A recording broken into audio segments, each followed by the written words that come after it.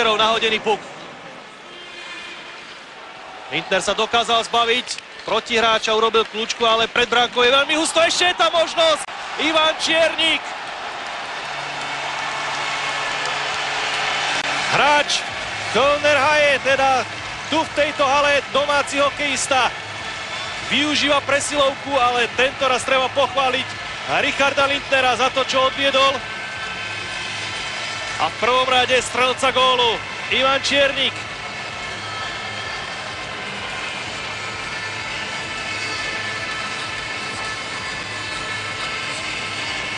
Pozrime sa na to ešte raz.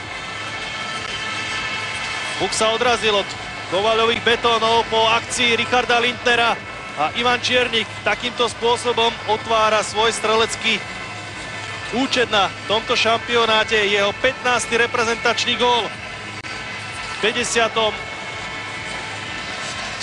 reprezentačnom zápase.